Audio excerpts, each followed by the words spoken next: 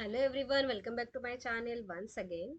So today we are going to start 6th standard geography series. So today we are going to start with the chapter number 1. So let's begin.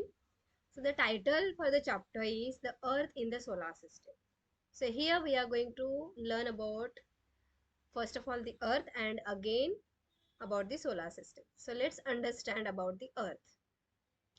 Okay, so how wonderful it is to watch the sky after sunset. Have you watched it? So one would first notice one or two bright dots shining in the sky, right? We will see one or two dots which are shine. Soon you would see the number increasing. So you will see more dots in the sky. So you cannot count them anymore. So the whole sky is filled with tiny shining objects. Some are bright, others dim. So it seems as if the sky is studded with diamonds. They all appear to be twinkling. But if you look at them carefully, you will notice that some of them do not twinkle as others do. What would be the reason behind that? So they simply glow without any flicker, just as the moon shines. So do you know moon doesn't have its own light?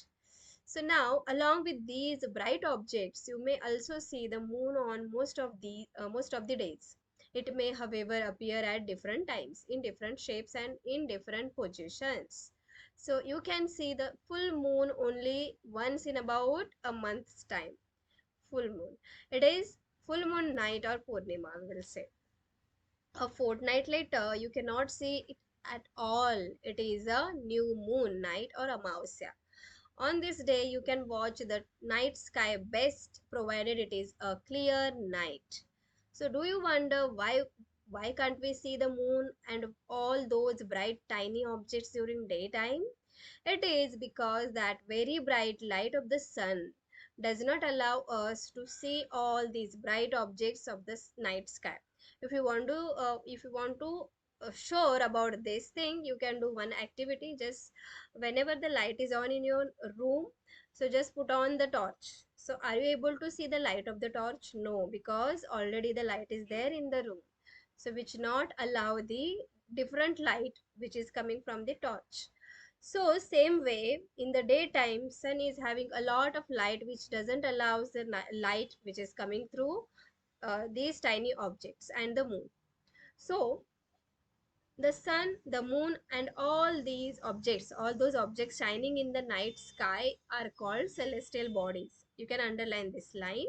So the sun, the moon, and all objects shining in the night sky are called celestial bodies. Some celestial bodies are very big and hot. They are made up of gas. They have their own heat and light, which they emit in large amounts. These celestial bodies are called stars. The sun is a star. Remember, the sun is a star. Countless twinkling stars in the night sky are similar to the sun, but we do not feel their heat or light, and they look so tiny because they are very far away, far from us. So you must have noticed that, but you must have noticed that all objects look smaller when seen from a distance. Yes, if you see a bird from the tree, it looks like very small bird. But when it is coming to near the distance, when the distance is short, you will see the proper a bird which is having a original size. So how small an aeroplane looks when it is flying at a great height? Yes, it looks like only one small dot.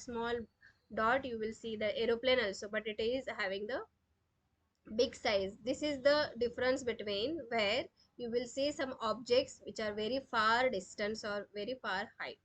So while watching the night sky, you may notice various patterns formed by the different groups of stars. So these group is called as constellations. You can see here in the picture they have shown some constellations. Okay, so for the definition of constellation, what you will write? So the group of stars, that nothing but constellations. So here we have some constellation. So Ursa Major or Big Bear is one such constellation. One of the most easily recognizable constellation is the Saptarshi. Sapta means seven, Rishi means sages. Okay, it is a group of seven stars. You can see here.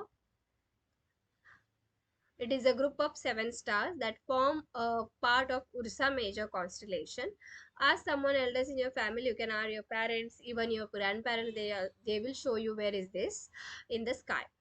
In ancient time, people used to determine direction during the night with the help of these stars. You can also ask this question to your parents and grandparents.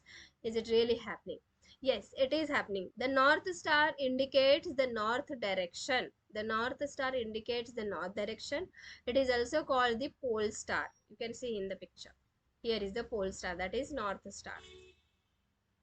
It always remains in the same position in the sky. We can locate the position of the pole star with the help of Saptarishi. Here you can see the Saptarishi is here and the North Star is here.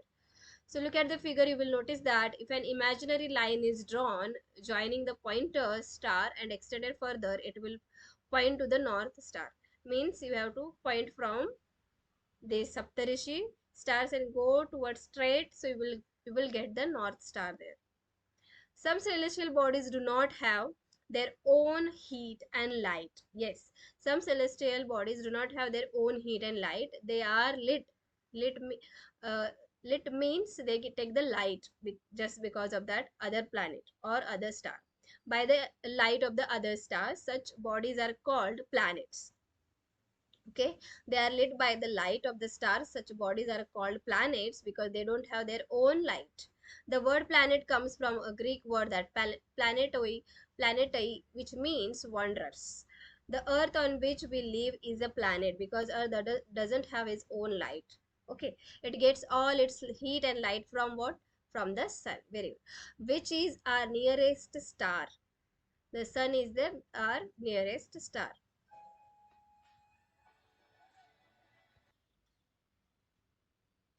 So, if we look at the earth from a great distance, say the moon, it will appear to be shining just as the moon. The moon that we see in the sky is a satellite. It is a companion of our earth and moves around it. Like our earth, there are 7 other planets that get heat and light from the sun. Some of them have their moons too. So here we are going to stop. Okay. So we will continue with the solar system in our next video. Before moving forward, just see this box which has interesting fact. Jupiter, Saturn and Uranus have rings around them. These are belts of small debris. These rings may be seen from the earth with the help of powerful telescopes. So most of the time you need telescope to watch all these celestial bodies and their movements. So here going to stop. If you like this video, just subscribe my channel for more such videos. So we will meet you in next video. Thanks for watching.